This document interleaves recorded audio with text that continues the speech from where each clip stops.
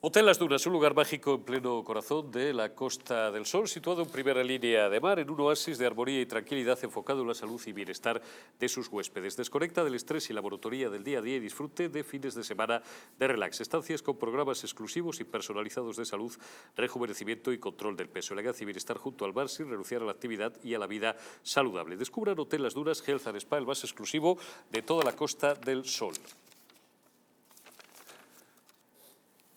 Bueno, vamos a continuar unos minutos más con este asunto porque la atención, sobre todo Luis Asúa, que yo sé que se lo va a pasar bien. Bueno, vamos a condensar, os voy a ofrecer, ya que hemos escuchado a Aznar, dos tramos también, no muy largos. Uno de Feijóo, bueno, pues incidiendo un poco en esa línea de, claro, como ya el voto de derecha clásica, derecha conservadora, llamadlo como queráis, no me gustan las etiquetas, pero además aquí hay que tener un cuidado de la leche, porque utilices la que utilices vas a ofender a parte del respetable. Bueno, el voto de derechas, Vox tiene un suelo de hormigón armado, que es el que es, y no sé si un techo, no quiero que nadie me ponga pena a la vida, pero las cosas como son. Y entonces, ¿dónde tiene que pescar? Pues evidentemente mirando al centro o hasta una izquierda templada. Y esto es lo que viene a decir Alberto Núñez Feijóo, y lo demás es echarle poesía a algo que se resume de esta forma. Feijóo. A nuestro país. Vamos a liderar la España cansada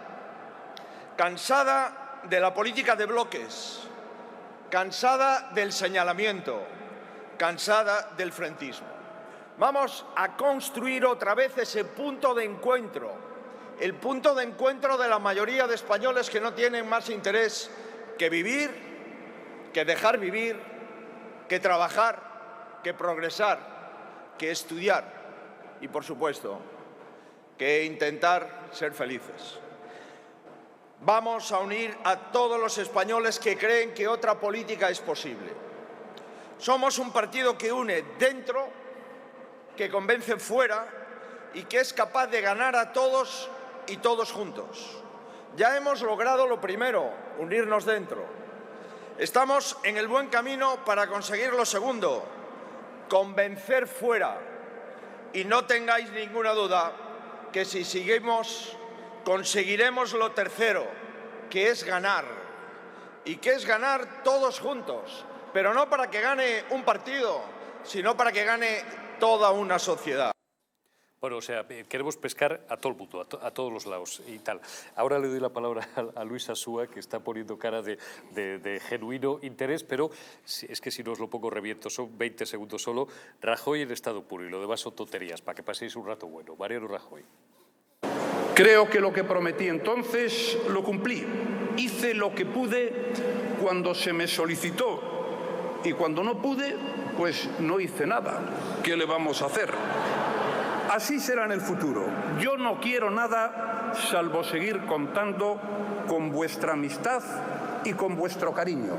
Que al Partido Popular le vaya bien, porque eso significará que a España le irá bien. Bueno, don Luis, transite usted por donde le dé la gana. Qué gran expresidente. Qué gran expresidente. Sí, ha sido el mejor. Los presidentes son presidentes hasta que se mueran. El mejor expresidente que hemos tenido. ¿Quién, Rajoy? Sí, hombre, por supuesto. ¿Porque evitó el rescate y esas cosas? No, expresidente, he dicho. Expresidente. Ha sido un grandísimo, es un grandísimo expresidente. O sea, es un grandísimo jarrón chino, ¿no? Como decía. Y bueno, por hablar en serio, lo de Feijóo, yo quiero un poco lo de Felipe, porque a Felipe en el 82 le votó todo el mundo. No conozco a nadie en mi entorno, incluso gente, no ya liberales, sino gente conservadora o de derechas o muy derechas que reconozca que, bueno, sí, tengo algunos cerca, ¿no?, que le votaron a Alianza Popular, pero la mayoría de la gente en el 82 votó a Felipe. Sí. Yo no sé cómo no tuvo 300 escaños. Era el tsunami, yo creo que el antisanchismo se ha convertido en un tsunami que sobrevivir en esas condiciones, como está haciendo Vox con su 15-16% muy consolidado, pues es muy complicado. Hombre, porque el PP es que está muy desgastado desde aquellos años, y lo acaba de decir Dalmau. Eso es de lo que vive Vox, y es un comentario serio, ni a favor ni en contra. Bueno, pero es decir, de ese rechazo que le sigue provocando aquel PP que consideran 1,5 millones, 2 millones, no, 4 millones de votantes que les traicionó. Sí, pero Eurico, yo creo que esa base de 4 millones es un poco demasiado, son 3 millones. No, 3.900. 3.900. pues eso está muy consolidado. Yo cuando me preguntan, que me preguntan muy poco, porque ya estoy fuera ya de oxidado, yo digo que hay organizaciones políticas que crecen escalonadamente, es decir, tú tienes el 16 y el siguiente paso, pues no sé si es el 20, el 25 o el 30, pero es muy difícil pasar, o sea, no hay crecimiento lineal, que lo tiene el PP. Porque la ley no te lo permite. No, ¿sabes? no, sobre todo porque tú tienes que cambiar, provincial. un poco la cultura. O sea, empezar a hablar de cosas que no se ha hablado antes, para que esa gente se te vaya metiendo, digamos, porque es un voto muy ideológico. Entonces, ¿qué pasa en las empresas también? Hay muchas empresas que requieren mucho capital para pegar el siguiente crecimiento, para pegar el siguiente escalón de crecimiento. La banca, por ejemplo, eso es un caso típico. Necesitas mucho dinero para crecer y conseguir mucha cuota de mercado. Y esto es un poco lo que le pasa a Vox. Entonces, Vox yo creo que en estas elecciones va muy tranquila, va a esperar a ver qué pasa con Feijóo, gobernar o no gobernar, o apoyar o no apoyar, en función de las... Yo creo que hay pocas prisas ahí, y están haciendo su trabajo, y Feijóo está haciendo su trabajo también, quitando que si se empeña en conseguir votos del PSOE, exvotantes del PSOE, que yo creo que ahí está la clave para que crezca descomunalmente. Yo creo que lleven un año muy complicado, porque la crisis económica ahora sí que se va a percibir seriamente, porque la inflación está haciendo un daño horroroso en las... Les recomiendo la lectura aquí de un artículo ayer domingo Voz Populi de Juan Delgado, donde lo retrata de puñetera madre. Se está acabando el ahorro de los hogares españoles, de las familias, el ahorro de la pandemia, ya se lo ha pulido la gente, y el mercado de trabajo está dando serias señales de alarma, por mucho maquillaje que haya. No, y se ven los restaurantes, se ve que ya no hay la alegría que había porque antes. Ya se acabó la ya se acabó el dinero. Y lo ves en todos lados, lo ves en los viajes, pues, no sé, los billetes de avión pasa algo. Me fui a Barcelona el otro día ida y vuelta por 50 euros. Sí, casi te dan dinero por viajar en avión, quieres decir. Y estaba lleno, pero claro, han bajado los precios. Entonces, todas esas cosas al final pues pasan factura. Entonces, la clave, yo creo que la gran pelea es cuántos votos de la izquierda va a conseguir Feijóo. Con lo que estaba haciendo muchos, con lo de este fin de semana, yo tengo mis dudas. Yo creo que no gana ni uno. Bueno, vamos que a están ver. muy bien las cosas de Rajoy y las cosas de Aznar, y a mí me encantan porque me producen una nostalgia y una melancolía maravillosa. Pero a efectos prácticos, yo no veo ni un voto saliendo de ese fin de semana. No quiero ser cruel, porque bueno, mi posición es conocida. Si hay algún espectador desavisado, pues ya se lo voy avanzando. Pues, luego le voy a preguntar, de todas formas, no se me escapa de Luis Asúa, sin preguntarle por la moción de censura que defenderá, todavía no ha dicho que sí, el nonagenario Tamames. Octogenario, nonagenario. 89 y unos meses, pero eso dentro de un ratito, lo voy a preguntar a don Luis. Antes consumimos turno, Fernando.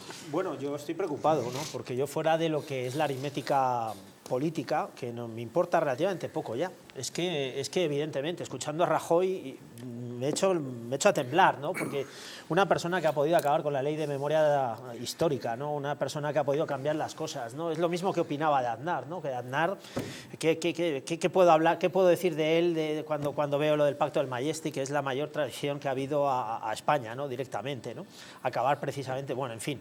Y les oigo hablar y digo, pues por aquí va muy mal el Partido Popular, porque de lo que tendría que hablar era de empezar a derogar muchas leyes. O sea, sí, yo siempre lo estoy diciendo, la ley de sí es sí, antes lo hablábamos, la ley CELA, la de eutanasia, la del aborto, en fin, la de bienestar animal, en fin, la ley de memoria democrática. Es que de eso es lo que queremos hablar. O sea, no queremos hablar en fin, de figuras como... Es que, claro, viendo en este momento a Feijóo y viendo a Aznar y viendo también a Rajoy, pues entendí lo de Casado, ¿no? Después de Rajoy, pues no era nada más posible que viniera Casado, y lo que ocurrió después es que prácticamente el Partido Popular desapareció.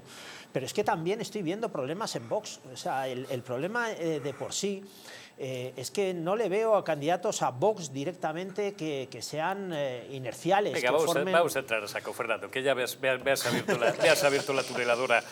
No voy a entrar, porque de eso ya hemos consumido aquí y ya me he mojado bastante, ya conocéis mi posición y me ponen pena la vida, cariñosamente, parte de los espectadores, porque hay gente que piensa que tengo algo personal con Vox, para nada. Ni como de Vox, ni como del PP, ni como, por supuesto, de la izquierda. Ya podríamos discutir lo de la pertinencia, del figura Sánchez, gracias. La pertinencia de presentar una moción de censura para perderla. Bueno, ya he consumido argumentario político por activa, pasiva y perifrástica, pero voy a aceptar como animal de compañía que venga, que es una opción inteligente presentar una moción de censura. Coño, ¿y por qué no la lidera Abascal? O sea, tengo a gente de Vox con frecuencia en esta mesa, bueno, y está don Luis, y nadie me ha sabido dar una Pero explicación es que coherente. yo cuando oí la idea, que me la pasaron, dije, bueno, no está mal. Luego pensé, pero qué barbaridad, pero qué tontería, pero qué pérdida de tiempo. ¿Te referís a Tamames? Claro, porque ya no vamos a vender con mercancía Cogeos la entrevista de ayer de antigua Rodrigo nada, Villar, ¿no? que O es sea, muy significativa. Son Yo 10 creo minutos. que está más en las Hombre, propuestas. Tamames tiene una cosmovisión que es un poco peculiar. Entonces Sí, hay pero siempre la ha momentos que tenido, la tiene. siempre la ha tenido. Y pero- luego tenemos otro problema, que es que de lo que hay que hablar es de resolver la vida de los españoles. No, de lo que hay que pero- hablar es pero de. él- No, o sea, sí. Tamames es un sí, personaje sí. Tamames es un personaje, primero. Hombre, claro, Nadie es que discute lo ha la cuestión conocido. intelectual de Entonces, Tamames, pero eso la puede pregunta es salir- ¿por qué no la defiende Abascal? No lo sé, no tengo ni idea, Joder. porque eso es estrategias políticas, es tacticismo, yo qué sé, ya, ya. no No, tengo pero ni idea. es que no hay que problema es que hay entender de Pero yo tácticas, el lo que problema es a mí, otro. Eso sabe de fíjate, máquinas. a mí hay una cosa, yo la voy a ver, porque me parece. Tú y España No, entera. claro, Unos yo quiero- para reafirmarse en su fe, otros para reírse y otros para poner Pero cara de pez. a lo mejor sale bien, es que no lo sé, porque mira, Ramón Tamames tiene, los que hemos estado hace poco con él, de repente tiene unos ataques de ira que son francamente Propios de la edad. complicados. Entonces puede pasar de todo, entonces pues oye, y luego lo que tiene, hombre, supongo que se lo va a preparar mucho, porque es un tipo que se prepara las cosas y pues el discurso, si no se va por hacer un programa de gobierno, sino simplemente una crítica ética y estas cosas al creo que va a ser eso, va a ser moral más o como eso, se llame por lo al que él ha dicho. gobierno, pues puede ser muy interesante. Luego, además, que tiene toda la legitimidad, porque ha pasado desde ser director general con Fraga, creo que fue, ¿no? Sí. Hasta el Partido Comunista, Y al CDS. Bueno, no quiero, porque se nos van los minutos, Alfredo y José María Garrido. Bueno, estábamos hablando, pues, yo creo que del Partido Popular ya hemos hablado durante suficientes minutos y perspectivas electorales. Le pregunto su opinión acerca de la moción de censura. ¿Usted cree que es pertinente? Yo es que no entiendo nada de nada. Sí, pero pero se lo pongo fácil. Yo no entiendo Se lo pongo muy fácil, No, Alfredo. Una no, a mí- moción de censura para perderla. Para perderla y constantemente perderla. Para hacerte una foto porque como estás fuera del escenario político, estás en el rincón, dices, como con lo del aborto en Castilla y León, dices, que estoy aquí. Claro, Estoy forzando que un poco el debate. Es que es para perder una moción de censura y no quemar a un personaje, ¿no? Es interesante, porque Ramón Tamames... O ¿qué porque más da? consideran que Abascal que- resta más que suba. Claro, entonces, claro, Sí, ¿por qué no diciendo, sacan a yo doy Abascal o a ideas. una segunda fila de Vox que se queme ahí o que quieran quemarlo y tal? Y sacan a Tamames. Mira qué bien lo hubiera hecho Macarena Personaje Ciudad interesante Llora, que ha ¿no? pasado de ser comunista a ser, en fin, de todo, ¿no? Es como un humanista del siglo XVI, ¿verdad? Porque tiene una cosmovisión del mundo genérica y espectacular, que es lo que necesita España, además, una visión humanística, abierta, jovial, para poner este país en donde necesita. Sí, eso está bien. Es que Bueno, no entiendo nada de estamos, nada. no, que sí, que Yo está- no sé si es que son las altas horas de la noche, que yo soy un hombre de bien y me gusta irme a la cama temprano, hace usted bien, o que ahora mismo estoy desvelado. ya. Hace usted bien. No entiendo Oye, nada. José María, por seguir, no quiero pasar a la farsa ni que nadie se considere agraviado en sus sentimientos y en su ideología o en su militancia o en su filia política, pero digo que esto está bien, esto que estamos diciendo, coño, para una lección magistral en el Ateneo de Madrid o en el Casino, pero hombre, aquí estamos hablando de política real y política que sirva para algo. Creo que ha quedado ya claro que no soy... O sea, no es que no sea partidario, me da igual, cada partido hace lo que le da la gana, pero que no acabo yo de ver la virtualidad de presentar una segunda moción de censura y que además, si se presenta, que podríamos decir que no la defienda el líder del partido, ¿no? O sea, a mí me resulta un poco raro. El Pero bueno. Partido Popular fueron muy críticos en privado cuando se les preguntaba sobre la moción de censura de Vox. Consideran que es un error de bulto, que va a beneficiar a Pedro Sánchez, que al final ese votante, ¿no?, que hablábamos que el Partido Popular intenta obtener, que es de izquierda, ¿no?, y que pasen, al final va a ser más difícil porque va a evidenciar lo que en el fondo es verdad, es que Partido Popular y Vox pues están obligados a pactar si quieren crear un nuevo gobierno y por tanto desalojar a Pedro Sánchez de la Moncloa. Y no le ven ningún aspecto positivo, ¿no?, el Partido Popular cuando hablas con ellos y hacen un análisis serio. Y yo creo que la gente de Vox también, el votante, el militante... Hay parte de gente de Vox, y esto también es información, me consta, y parte de los cuadros de Vox, que están un poco ya desorientados. Desorientados, No esa es saben la muy palabra. bien Desconcertados. ¿Cuál es la hoja de ruta? ¿Cuál es el plan? Que no lo ven. No entienden muy bien, aparte la lección bueno, es algo sorprendente, ¿no? Una persona muy mayor, una persona que tampoco está claramente identificada con Vox y que al final... No lo está, no lo está. Y fíjate, antes de ayer, y además hemos vivido todo el proceso de esa entrevista y tal, porque es amigo, como sabéis, Rodrigo Villar le hace una entrevista a Lo que Diario y tal, ¿no? Y entonces yo la escucho porque yo vi el resultado final, hablé con Rodrigo antes y vi el resultado final ayer por la tarde, son 10 minutos, no llega a 11 minutos. Y entonces me llama la atención algunas cosas. Ramón Tamames no es una persona de Vox. Deja muy claro que no le van a hacer en Vox el discurso, que él va a decir lo que a él le dé la gana. Para eso Ramón Tamames, y ahí tiene la puñetera razón, porque es un intelectualmente y tal, es un coloso y tal. No habla mal de Pedro Sánchez. Cogeos la entrevista a Rodrigo Villar, por favor. No habla bien de Pedro Sánchez. Dice, bueno, ha tenido sus luces, pero Tamames es un hombre del sistema. Vamos a dejarnos de chorradas. Y tal. Entonces, la elección, que es lo que apunta Garrido, a mí me acaba de resultar un poco sorprendente. Segundo, y no digo más que lo que quiero decir. Conocemos bien a Tamames. ¿Ha calculado Vox el costo y el coste que va a tener para Vox el elegir a Tamames? Lo último que sé de Tamames, si no me equivoco y si no me corregís, es que ha propuesto a la presidenta del gobierno ir a comer juntos en su casa para abordar la moción de censura. Yo no sé si a vos se le puede ir de... Se le puede ir el juguete de las manos. El aprendiz de brujo, que salen las escobas volando al final. Y que al final Tamames acaba diciendo que no presenta la moción de censura porque al final Pedro Sánchez sí que le parece un buen presidente del gobierno. Creo que corre en ese peligro, ¿no? Sí. Y... Hay dos momentos o tres en la entrevista de Rodrigo que apunta por ahí, sobre todo uno. Pero va a ser interesante, ¿eh? No, interesante. Yo solo presentaría... Yo creo más, que el único candidato mejorable es Alvar. Es Alfredo Alvar. Yo quería decir una cosa que es importante, ¿no? Yo creo que cualquier español de a pie presentaría una moción de censura todos los días, ¿no? Viendo todo lo que está pasando. Bueno, sí. Pero claro, Eso si a esto lo Fernando, edulcoras, sí, si le formas a través de un partido político y a partir de un partido político tiene que haber un candidato pero estas y al cosas final... hay que vehicularlas bien. Claro, entonces la cuestión es que el español de a pie que presentaría la moción de censura todos los días, a todas horas, porque evidentemente es que está en las calles. Está en las calles. Entonces el problema está en que de alguna manera estás tergiversando lo que él quiere hacer. Entonces, claro, yo ahí es donde me pierdo la esencia de lo que puede representar una contestación directamente a las políticas de la izquierda y una contestación directamente a la ruptura de España, a la ruptura de la nación española, conforme a una ley que parece ser que todo tiene que pasar por los partidos políticos y además tienen que presentar sus candidatos que no entendemos por qué. Y ese para mí es el problema. Trevijano vuelve, don Antonio, vuelva usted aunque sea de bedel de un ministerio. Pero ya no está muerto, ¿no? ¿Falleció Trevijano, no? Sí, por eso digo que vuelva. Que resucite. Que sea de bedel del ministerio.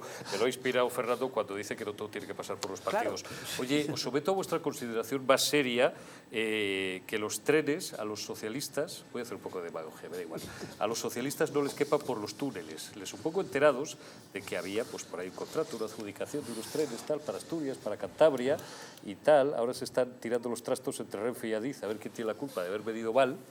Hemos hablado esta mañana con una ingeniera ferroviaria que nos dice, pues si esto es tan fácil como quitarles el techo. Bueno, os lo hago muy corto porque supongo que ya os sabéis la película. Le han fastidiado la posibilidad que tenía el endacari asturiano a Barbón de ser reelegido y Revilla pues está que echa las muelas y con razón. Decía Barbón esta mañana de todas formas, era más contundente todavía que Revilla, decía que si esos trenes no están en tiempo y forma, que vienen a Madrid y se encadenan al ministerio. Bueno, ha dicho Raquel Sánchez, que es una ministra poco conocida, pero es la responsable del ramo, como se decía antes, de Transportes, Movilidad y Agenda Urbana, como se llama ahora, lo que toda la vida de Dios ha sido el Ministerio de Obras Públicas o de Fomento, que van a rodar cabezas. Vamos a escuchar a Raquel Sánchez y abre un turno muy rápido en la mesa de un asunto que es chusco, pero es muy serio. Es de Berlanga, pero... Va a haber ceses y se conocerán en las próximas horas. Mire, yo quiero dejar claro porque parece que, en fin, ¿no? A veces hay cierta confusión en este sentido. No se ha fabricado ningún tren. Estábamos en esa fase de diseño, de definición de cómo tenían que ser los trenes y lo que se advirtió es que había un error entre lo que se definía en el pliego de cláusulas y el diseño que finalmente se tenía que hacer. No se ha fabricado ningún tren y lo que estamos ahora es a la espera de que con CAF, con la empresa adjudicataria, con la empresa que tiene que fabricar los trenes en unos meses, ¿no? Y vamos a hacer todo lo posible por acortar los plazos, se pueda tener, ¿no?, el diseño definitivo de cómo tienen que ser esos trenes y a partir de ahí comenzar a fabricarlos. Por lo tanto, no se ha gastado un euro en la fabricación de trenes, no se ha comenzado la fabricación de ningún tren, porque... Bueno, voy a ser muy rápido. Lo de que no se ha gastado ningún dinero, esto se lo cree la señora doña Raquel y sus colaboradores. Y las horas de tren... Aceptamos como nivel de compañía que no se ha construido ningún tren, porque aquí las fases son, y vuelvo a citar a mi querida ingeniera de esta mañana, se planifica, después se construye un tren prototipo, como demonios se llame, y después ya cuando se ve que la cosa funciona, que cabe por los túneles, que la cosa funciona y tal, ya pues hacen un par de ellos, 3 tal. Vale, vamos a aceptar como animal de compañía que no se ha empezado a construir ningún tren, con lo cual, por cierto, o mienten ahora o mentían antes cuando decían que iban a llegar a mayo a las elecciones municipales y autonómicas, que era el objetivo, con los trenes funcionando a pleno rendimiento. Y lo de que esto no ha costado un duro, dices, coño, ¿y los ingenieros que llevan meses trabajando las horas de trabajo de esa gente no valen?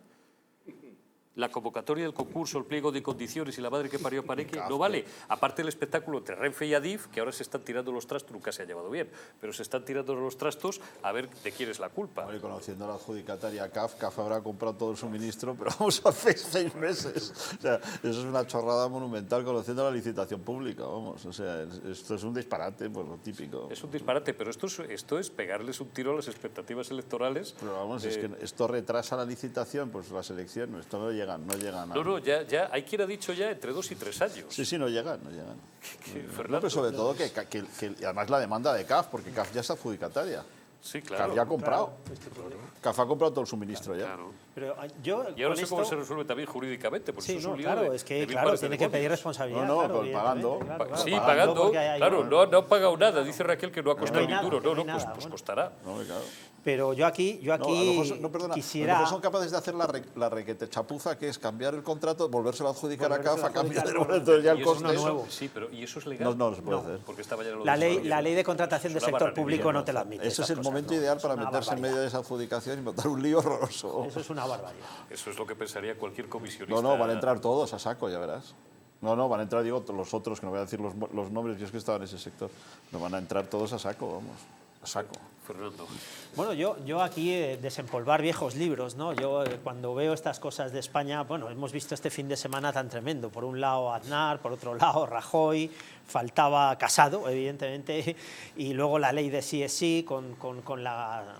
En fin, con sus cosas, ¿no?, que han dicho, que menudas barbaridades, antes lo decíamos, pero es que esto es digno de un libro de Luis Carandel, ¿no?, de Celtiberia Show. Tendríamos que recoger absolutamente todos estos testimonios de todas estas cosas que están pasando para meterlas en un libro y probablemente nos hubiéramos quedado cortos. Luis Carandel hubiera escrito solamente en estos últimos tiempos, yo creo que varios libros, ¿no?, dignos de estar en la zona más noble de nuestras bibliotecas. Pero para mí es que es una barbaridad detrás de otra, ¿no? O sea, el problema en sí mismo es que yo creo que estamos atónitos, ¿no? Estamos atónitos ante todo, estamos atónitos ante una ley que no se cumple y que suelta a los violadores, estamos atónitos ante los etarras que están ya en las cárceles ya del País Vasco y muchos entran ya en segundo y tercer grado a salir a la calle, estamos atónitos ante una crisis, estamos atónitos ahora ante unos trenes que no caben por los túneles, o sea, ¿hasta dónde podemos llegar? Si la pregunta es esa, ¿hasta dónde podemos llegar? Alfredo, muy rápido, ¿qué piensa el historiador del Esperpento Nacional? No, bueno, esto no es un historiador, esto es un ciudadano que vive perplejo en el caos sistémico en el que estamos, en donde ya es tema de conversación, o va a ser tema de conversación cotidiana también la penetración del tren por el túnel, ¿no? Yo lo lamento muchísimo. Violación o abuso sexual. Lo lamento muchísimo por los ingenieros españoles, los ingenieros españoles que, claro, destacan en el mundo por su capacidad de hacer obras públicas son los primeros impresionantes. Están encabronados con el ministerio. Es que nos está insultando a todos, a nuestra capacidad intelectual. Claro, es decir, ¿quién tiene la culpa de no haber medido? Claro. O sea, ¿habrán sido los ingenieros que tanto nos adoran a los de letras? Pues a lo mejor resulta que no son ciencias exactas esto de la ingeniería. María y tal, ¿no? A mí me parece que todo esto es un esperpento, una cosa más tristísima que yo no sé quién puede... O sea, es que es tremendo, Verdaderamente, hacer trenes descapotables puede ser la última... Además en Asturias, que es fantástica la idea. Porque llueve, la dice última, usted. claro, por eso, claro, te da el airecito y eso. Oye, José María, y me voy a publicidad. ¿Qué información tenemos de esto? No, parece ser que sí que están buscando a los culpables y que el Ministerio quiere realizar ceses de forma inminente. Ejemplarizantes, por lo menos, alguna cabeza poner. Claro. Sí, porque además, efectivamente, pone en riesgo las aspiraciones políticas en dos comunidades. De Barbón y de,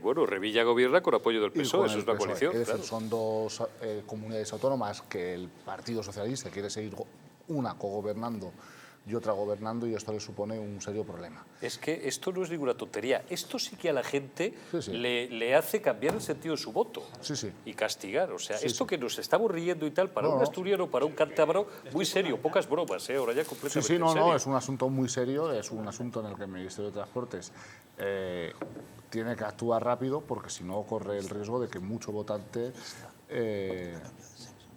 decida no acudir a las urnas a votar, en este caso, al Partido Socialista o al propio Revilla. Está claro. Bueno, muy rapidito, un minuto de publicidad, y a la vuelta ya de publicidad bocamos la recta final de estos intocables.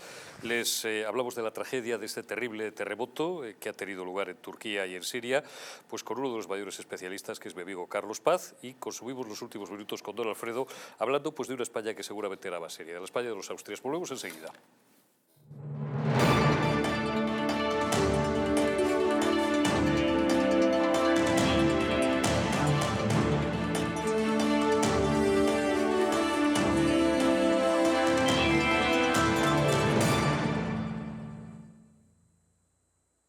Naturhaus es el mejor método para perder peso de forma saludable y sin pasar hambre. Desde la primera visita, una asesora te enseñará a cambiar tus hábitos hasta alcanzar tu peso perfecto. Lo conseguirás gracias a complementos alimenticios a base de extractos naturales y platos deliciosos.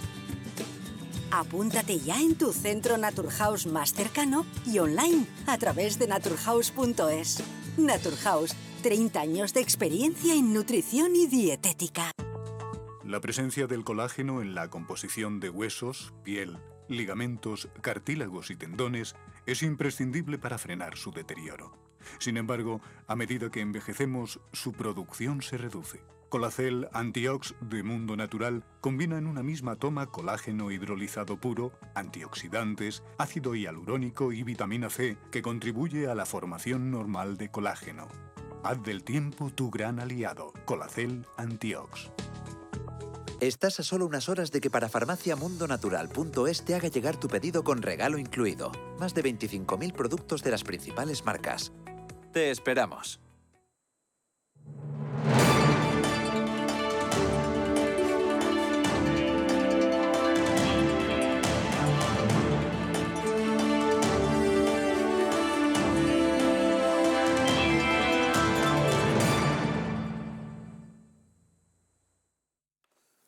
Bueno, déjenme que llegados a esta hora, como cada noche, les presente, les recuerde un libro que deben leer sin ninguna duda, de Jesús Ángel Rojo Pinilla, Cuando éramos invencibles, dueños del mundo 2. Este es el libro, se lo sello todas las noches, con las ilustraciones del gran Augusto Ferrer Dalmau, de nuestro amigo Ferrer Dalmau, el pintor de batallas, que son absolutamente inigualables e incomparables. Cuando éramos invencibles, todos dueños del mundo, es un alegato a todos los hispanos de corazón, a querer a su tierra, no sentir vergüenza de pertenecer a una nación que es la madre de muchas otras. En la obra descubriremos cómo los españoles iluminaron el mundo cuando las tinieblas y la oscuridad se apoderaron de él. Conocerán, leyendo Cuando éramos invencibles, dueños del mundo 2, a héroes como el almirante Sánchez de Tobar, que atravesó con sus naves el Támesis hasta llegar a Londres, la numantina defensa de Buenos Aires por los tercios españoles frente a 30.000 británicos y 200 barcos, osados españoles que pretendían conquistar el imperio chino. Siempre hago la misma broma, con tan solo 6.000 hombres con la cantidad de chinos que hay. Fíjense ustedes ya cómo éramos en aquella época.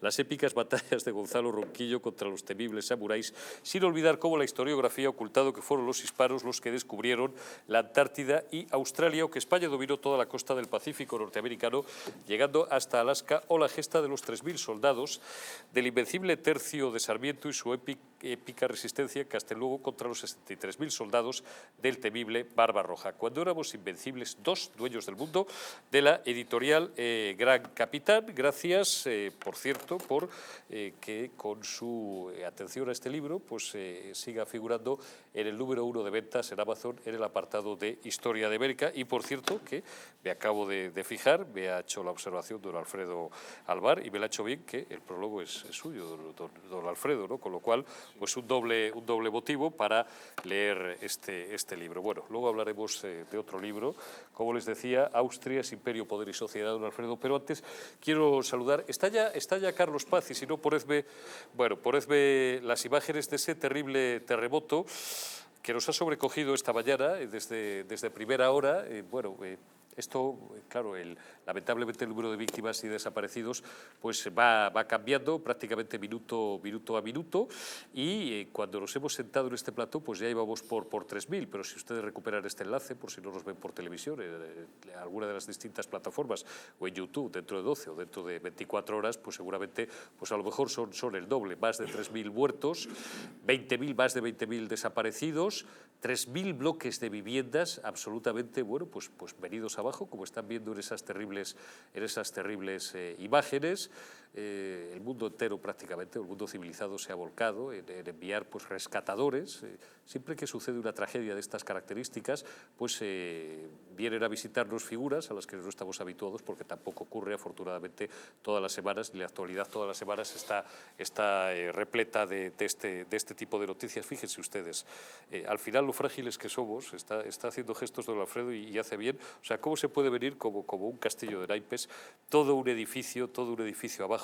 Es una brutalidad. He visto esta mañana imágenes en redes que lavan la sangre de un niñito pequeño, ¿no?, que salía con vida, le rescataban. He oído la radio después, mientras venía para los estudios de distrito, oía cortes de voz en las distintas emisoras donde se oía gente gritando. Los teléfonos móviles tan denostados, fíjate, miren cómo se viene abajo ese edificio, los teléfonos móviles tan denostados, pero que sirven pues para localizar la ubicación de gente, de supervivientes que quedan enterrados en los escombros, que pueden pedir ayuda, o incluso pues hoy en día está con las redes, pues depende de si, en fin, tienes espacio hasta subir alguna red social tu ubicación o una foto de lo que tengas más cercano para poder ser rescatado. Mientras intentamos contactar con Carlos Paz, Luis, has poco que decir, Luis, acerca de esta tragedia, pero no sé, si acaso una reflexión acerca de la fragilidad de ese mundo cómodo en el que vivimos, en el que creemos tenerlo todo controlado, ¿verdad?, hasta que sucede algo así. No las mega urbanizaciones de Turquía. Turquía es un país que voy todos los años y me encanta, y el problema es que tiene una construcción absolutamente caótica. Claro. Y claro, el problema es el segundo mundo, porque el segundo mundo intenta imitar al primero, pero no con la calidad de construcción. Pues estas cosas en Madrid o en Tokio, que es una ciudad, pues el primer mundo, pues se producen muchísimos menos muertos. Pero es una tragedia, pues es un país pues que la gente pues, es muy luchadora, ha trabajado. Yo siempre digo que era la infantería de la OTAN, tenían 1 millón de personas para defendernos en la época de la Unión Soviética, y yo es un pueblo que le tengo muchísimo cariño, pero sí que es un drama esto. Estados Unidos, esta mañana ya la administración norteamericana anunciaba el envío de, no lo sé cuantificar ahora mismo, ni tampoco creo que sea necesario, pero de numerosos medios materiales pues para ayudar al que es el tradicional aliado de los Estados Unidos, además de Israel en esa zona, que es Turquía, claro. Era la infantería de la OTAN. O sea, nosotros, yo creo que entre toda Europa teníamos 400 o 500.000 soldados, y los turcos solo tenían 1 millón. Y estaban en la primera línea. Entonces era verdaderamente los que se iban a partir la cara por nosotros eran ellos, y siempre ha sido pues, muy tradicional. Ahora, con Erdogan las cosas se habían empeorado mucho, pero sigue siendo un país muy occidental, y muy, quitando todavía algunos barrios en Estambul, ves gente pues con el pañuelo y todas estas cosas, pero sigue siendo un país absolutamente, eminentemente occidental. por lo menos la parte de Estambul y la parte de la costa. Yo la parte interior de Ankara. Ankara me han dicho que no está mal, pero luego supongo que tendrá, pues la parte rural será más complicada. Fernando, ¿qué te evocan estas imágenes? Bueno, cualquier tragedia que es las que estamos viendo, ¿no? Si ya cuando lo vemos aquí por una riada o lo vemos aquí porque se ha caído, no sé, el metro o a un socavón, y ya nos parece una tragedia, ya cuando vemos estas cosas, yo darle toda la razón a Luis, porque es verdad, todos estos países que se quieren parecer un poco a los países ya más hiperdesarrollados, que no cuentan con la arquitectura y no cuentan con los avances técnicos que contamos ya en Occidente, pues bueno, cuando ocurren estas tragedias se te cae el alma a los pies, porque al fin y al cabo hay vidas humanas detrás de todo esto, ¿no? Dejando un poco todo aparte, a mí lo que pasa que es que cuando ves perder una vida humana se te rompe el alma, ¿no? Totalmente. Tengo ya conexión con Carlos Paz, que pues de todos mis amigos, de todos los españoles que conozco, es de largo el que mejor conoce pues todos los países árabes, porque es que los conoce absolutamente todos, y algunos, como Siria, no nos olvidemos de Siria, porque hablamos solo de Turquía, pero Siria también se ha visto notablemente afectada, pues Siria la conoces como la palma de tu mano. Carlos Paz, muy buenas noches y gracias por atendernos. ¿Cómo estás? Muy buenas noches, un placer estar con vosotros. Bueno, ¿qué te evocan estas imágenes, Carlos? Pues en una zona ya convulsa, como es todo ese área de Oriente Próximo, lo que les faltaba era una catástrofe tan brutal como un terremoto, 7,8 la escala Richter, que nunca hemos sabido muy bien quién demonios es, pero es una barbaridad. Lo que les faltaba era una tragedia de estas características, Carlos, y tardarán años seguramente en recuperarse de esto. La zona era ya de por sí problemática porque justamente en la frontera entre Turquía y Siria hay 30 kilómetros en donde desde el 2016 Turquía invadió territorio sirio. Es donde están localizados, en torno a la ciudad de Afrin, parte de los terroristas que comenzaron la guerra en el 2011.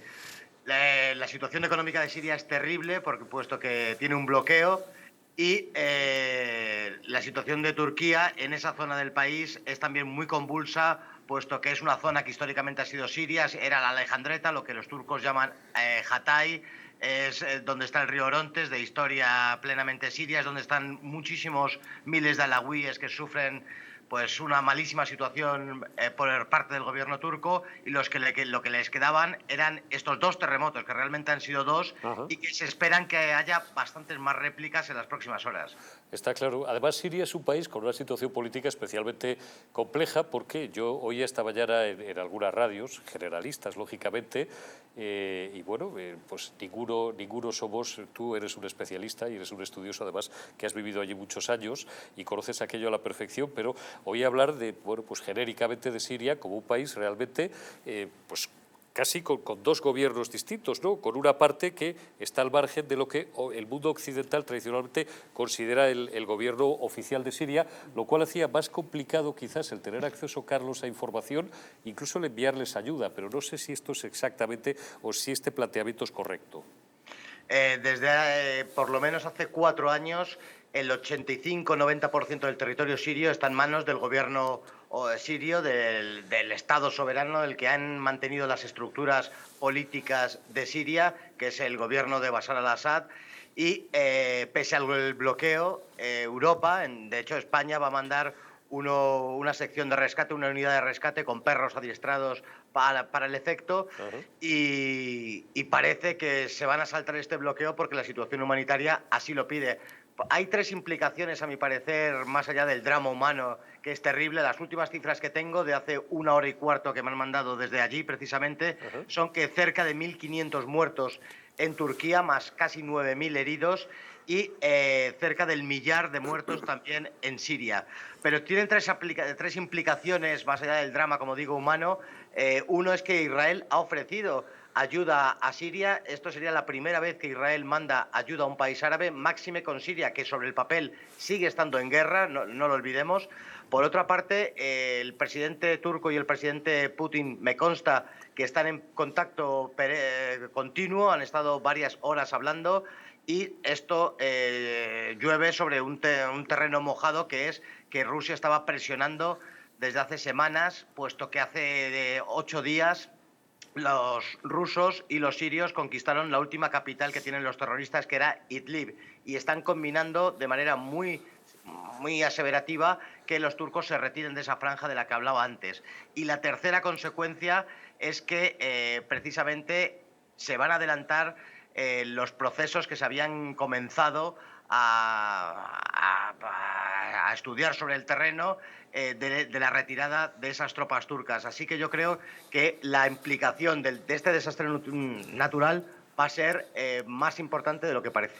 Carlos Paz, como siempre, brillante y completo tu análisis. Es que no te puedo pedir más. Te envío un abrazo y dentro de unos días nos vemos en esta mesa. Cuídate mucho. Un abrazo para todos vosotros. Gracias, Carlos Paz. Bueno, Alfredo y José María, después no sé si queréis añadir algún comentario, la tragedia. Claro, nada, es sobrecogedor y las explicaciones de Carlos Paz pues interesantísimas, ¿no? Porque vienen a incidir en el problema político y humano que tiene un terremoto de esta magnitud. No tengo nada que decir. José María Garrido. Lo duro que son las horas posteriores a la tragedia, ¿no? Cuando hablan de las réplicas, ¿no? Hay que pensar, ¿no? Decir, la gente que tenga casa allí, que todavía se mantenga bien. Que se mantenga, pero que no en buenas condiciones, que tenga miedo a que pueda pasar, que haya visto esas imágenes, ¿no? Lo terrible que son esas horas, ¿no? Y luego hay que ver cómo evoluciona y cruzar los dedos, ¿no? Esta mañana, fíjate, en Italia decían que ponían el riesgo de alerta de... Claro, porque además en de Italia, maremotos, que tienes de tsunamis. una falla, la mayor falla de todo el Mediterráneo pasa por ahí. Claro, y decían riesgo de tsunami, incluso se hablaba de riesgo de tsunami en Baleares. Afortunadamente, los geólogos y el propio gobierno de Baleares ha dicho que esto ocurra es prácticamente imposible. Pero claro, al final es que hay que estar todavía pendiente porque queda mucho, lamentablemente. Y son 2 horas y media, poco más de 2 horas y media de avión. Sí. Creo que no llega a 3 horas, ¿no? En función de las distintas combinaciones, pero es menos de 3 horas de avión. Bueno, nos quedan 12 minutos aproximadamente, calculo de memoria, ahora Ainara me lo chivará por el pinganillo, pero son los apropiados, don Alfredo, para, como diría el llorado Umbral, para hablar de su libro, Austrias, Imperio, Poder y Sociedad. Voy a intentar ser lo menos tópico posible, porque realmente es que, aparte de que el libro tiene una encuadernación muy bonita, es que es un periodo, yo que soy un apasionado de la historia, cuando me vaya a Portugal y deje todo este barro diario, que cada día estoy más hasta las narices, la mitad de mi día lo voy a dedicar a la playa, por eso he dicho antes Oporto, me voy a ir a Faro seguramente, o a Madeira, porque además allí la vida es mucho más barata que aquí. Es que aquí estamos haciendo el tonto, y la mitad de las horas útiles de mi día las voy a dedicar a leer historia. Voy a intentar ser poco tópico, pero tengo que empezar por un tópico. ¿Por qué este libro, don Alfredo? Bueno, pues este libro que tiene una portada muy bonita y que le dije a la editorial que por qué mantenían el contenido del libro habiendo hecho el esfuerzo que habían hecho con la portada. Qué grande. Bueno, ¿por qué este libro? Pues porque en la editorial La Esfera de los Libros me tratan muy bien.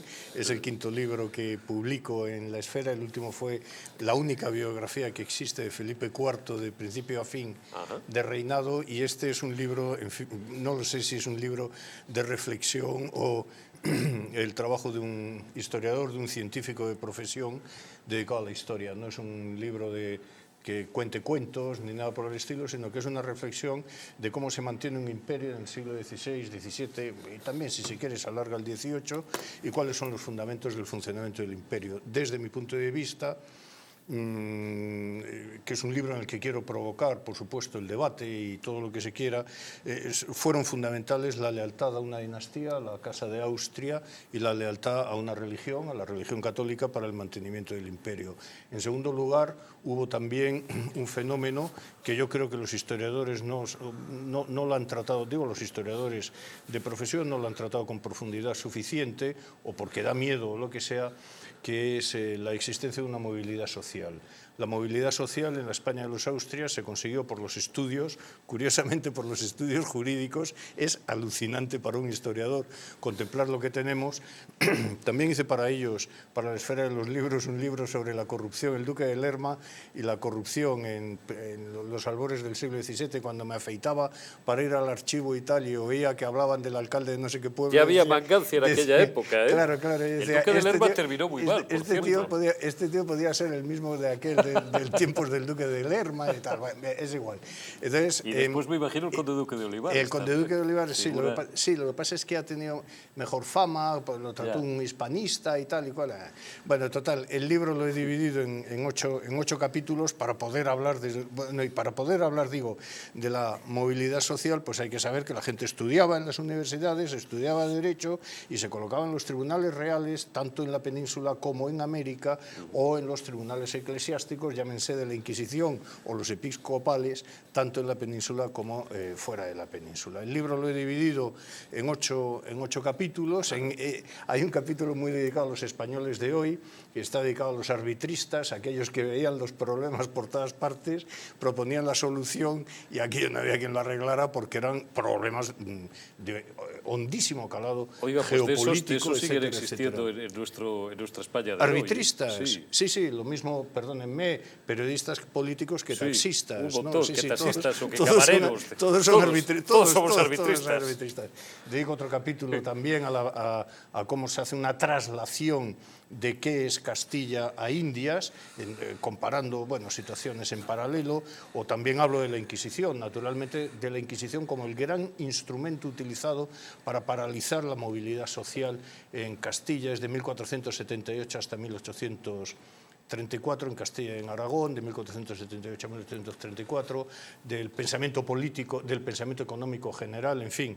Intento hacer una reflexión sin notas a pie de página, que también me ha costado, que para eso soy científico, me ha costado bastante eliminar las notas a pie de página, y hacer un libro fluido sobre todas estas reflexiones, incorporando pues partes de mi investigación, trabajos publicados en congresos internacionales que no hay quien los localice, no hay quien se los lea, y en fin, queriendo demostrar pues que un imperio se sostiene sobre una sociedad y no solo sobre la represión y tal y cual. No, a la gente, a Sancho Panza le gustaba pertenecer al imperio. Pregunta absurda de las que se nos ocurren, no sé si a todos los periodistas, pero por lo menos a alguno, y luego le preguntaré alguna cosa más sobre el contenido. Puramente técnica, el historiador, el escritor, ¿cuántas horas al peso más o menos lleva una obra de estas características? Fíjese si es estúpida la pregunta, usted dirá, depende. No es estúpida. Depende de la profundidad que uno le quiera dar al trabajo, claro. La pregunta no es estúpida, es singular. ¿A que nunca se la habían hecho? Nunca, jamás. Pues alguna vez tiene que ser la primera. ¿Cuánto tiempo ha dedicado Felipe IV? Pues yo qué sé, la vida entera. Claro, o sea, en este libro va condensada una vida entera, no es un caprichito de 2 días, ¿no? Una vida entera de reflexión de un historiador sobre los sistemas políticos en el siglo XVI y XVII. O sea, ¿horas de trabajo cuántas? Horas de trabajo del libro este, de ponerme a escribir el libro este. Yo es que lo sé, por eso pero no solo de ponerte a escribir y de la investigación previa también, pero bueno, claro, eso es oceánico, claro. Claro, es que la investigación previa es lo que yo tuve, claro, la suerte que yo tuve, los profesores que yo tuve en la universidad, que me abrieron pistas, me abrieron ilusiones, me abrieron los ojos para 1000 cosas, y yo la primera vez que fui al Archivo General de Simancas estaba en tercero de la carrera, o recuerdo, y se me permite que lo cuente, ¿verdad que sí? Que la primera vez que fui al Archivo Histórico Nacional, pedí un legajo allí al azar, yo no sé lo que estaba haciendo, estaba sentado con el legajo, y entonces había bedeles en los archivos que eran guardias civiles retirados, individuos orondos, con la bata, todo lleno de manchas de bolígrafo aquí, de meter los bolígrafos en el bolsillo, el bigotito, y pasó por detrás de mí un bedel y me dijo: niño, que lo tienes al revés. Tenía el legajo al revés, claro, yo no entendía la letra aquella, ¿no? Son cosas de la vida, ¿no? Este libro muchas veces lo he escrito y me vuelve loco escribir, me priva, es lo mejor que hay, y dar clase también. Dar clase es la vocación de las vocaciones, y no doy clase, pero la he dado. Y mientras escribía el libro decía, es esa sensación de decir, bueno, después de esto yo ya he escrito bastante en esta vida, me imagino que habrá más, ¿no? Pero es una reflexión sobre por qué duró el Imperio Español lo que duró, sin grandes alaracas, ni las trompetas de Jericó tocando por detrás, ni nada. Última ¿no? pregunta y luego De abro acuerdo. la mesa que les veo con cara de curiosidad. Es que algunos me quieren. A todos. entonces- Ya, lo sé, por eso. ¿Es correcto, voy a ser muy simple, la pregunta seguramente simple también, ¿es correcto el tópico de que los austrias empezaron muy bien y fueron terminando en la decadencia y en la caída en barrera más absoluta? Bueno, es una cuestión evidente, pero de la Guerra de Sucesión España salió adelante y sin fragmentar. Por lo Tradicionalmente, tanto, esto quiere decir, sí. perdón, un segundito, Sí. lo cual quiere decir que hay un momento en la parte final del un reino o una sociedad, no están construidos a imagen y semejanza del rey. Es decir, no porque Carlos II tuviera ciertos problemas, digamos, psíquicos y de otro tipo, pobre de él, ¿no? Lo tenía la sociedad entera. No. La sociedad española reacciona alrededor de 1680, pleno reinado de Carlos II, y puede aguantar el 20 tirón. años más. Y más. Que quiero recordar... No, digo 20 que el años hasta que imperio- se muere. Hasta que se muere el rey, el 1 de noviembre de 1700, en efecto, y luego todo el siglo XVIII se mantienen los virreinatos en América y se mantienen territorios en Europa y se mantiene... Es decir, el Imperio Español no se pierde con los austrias, el Imperio Español cae alrededor de... Vamos a dar unas fechas de referencia, 1820, gracias a la invasión francesa, que eso sí, destruye el Estado, se carga todo y andando. Y luego ya quedan Cuba, Puerto Rico y Filipinas hasta 1898. Pero vamos, aquí se aguanta y además, y con mucho respeto hacia la monarquía de los Austrias en Europa. De hecho, querían repartirse las propiedades, los territorios de la España de los Austrias. Lo que Es quedaba, de cajón, porque había. Ultramar. Los 4 o 5 minutos que nos quedan, que tenéis ganas de hacer alguna pregunta, Una Luis. recomendación y una pregunta. La recomendación es que lean Alvar, que es mucho mejor que la novela histórica, que está tan de moda, pero vende menos que la novela histórica. Tiene gracia, además está muy bien escrito y además tiene su humor. Y luego, la pregunta, Alfredo, ¿tú qué le dirías en este mundo tan materialista que todo el mundo quiere estudiar Derecho, ADE o ahora, ¿cómo se llama?, Marketing psicológico y cosas de esas? Los dobles grados. Marketing y las relaciones internacionales de los dices. ¿Y esto qué es? Venga, haznos un speech, como dicen ahora, sobre la vocación humanista. Venga, convence a nuestros hijos que sean historiadores, filósofos o de filosofía y letras de las de antes. Eso, filosofía y letras. O filología, un campo Sí, maravilloso. filología, claro. Porque tú has hablado con pasión de tu trabajo. Tú has hablado con pasión de tu trabajo y hay pocos abogados que hablen con esa vocación, con esa pasión que tienes tú. Yo a título individual, aun a pesar de las cosas que tiene la vida, que es como esa ruleta que sube y baja, yo creo que no volvería ni sabría hacer otra cosa en mi vida que no fuera ser historiador y precisamente de los siglos XVI, XVII y XVIII. A mí me vuelve loco, o sea, y además es que me dais mucha pena, vosotros me dais mucha pena que no habéis entendido, ninguno de los miedos que habéis tenido con la pandemia. Sin embargo, los historiadores que hemos trabajado demografía histórica y hemos trabajado sobre las pestes del siglo XIV, XV y XVI, sabemos cómo se vivió aquello. Perdóname. Y me dais mucha pena cómo se concibe hoy en día la digitalización de esta sociedad cuando afortunadamente un historiador del siglo XVI tiene esos elementos de comparación entre antiguos y modernos, que qué es lo que pasó cuando el descubrimiento de América, la primera globalización y la imprenta, y cómo todo aquello cambió el mundo de una manera tan vertiginosa que ha llegado a nuestros días y nosotros ahora lo estamos viendo cambiar de nuevo. Me parece que son unos experimentos intelectuales fascinantes y maravillosos. Claro que comprendo que la gente tiene que ganarse el dinero con el derecho, la abogacía o el periodismo. A mí me gustaría que se lo ganaran con buenos profesores de historia, pero bueno, ya lo quitamos la historia también de las leyes, pues andando, que el tren no entre en el túnel. Que no entre en el túnel, Fernando. O sea, descapotable. Yo, hablando de los Austrias, evidentemente, ¿cuál es el rey más admirado de los Austrias por usted? ¿Por mí? Sí, ¿y cuál es el que menos? Bueno, los más admirables, sin duda ninguna, el emperador Carlos V, el rey Felipe II y el rey Felipe IV, contra el cual hay una leyenda absurda, patética y ridícula, entre otros por parte de Gonzalo Torrente Ballester, y lo del rey pasmao, que se hace una película. Es que en España, es que de Felipe IV se ha hecho una película del rey pasmao. ¿Cuántos españoles se han ido a las salas del Museo del Prado a ver la pintura de Velázquez y de la grandeza? ¿Cuántos españoles saben que el Salón de Reinos del Buen Retiro tenía una serie de pinturas espectaculares de las grandes victorias de 1625, o que los trabajos de Zurbarán, los trabajos de Hércules hechos por Zurbarán estaban en el Salón de Reinos del Buen Retiro? Me da mucha pena este país, no entiendo nada. La última, José María, y nos tenemos que despedir ya. Mostrar mi envidia sana, los que estamos todos los días hablando del último segundo, del último minuto. Y a veces casi sin entender de lo que hablamos. Cuando se ve que un trabajo, ¿no?, de esa envergadura y de forma tan sosegada y mirando y dando la vuelta atrás, la verdad es que siento envidia. Tiene muy buena pinta, me lo quiero leer. Muchas gracias. Y desde luego un historiador lo que necesita es sosiego, paz, tranquilidad para escribir, sí, sin duda. Es el cuarto que saco después de la pandemia. A mí la pandemia me dio tantísima tranquilidad porque no tenía que ir a reuniones, no tenía que perder el tiempo, sino que solo lo que tenía que hacer era escribir. Fascinante, ¿no?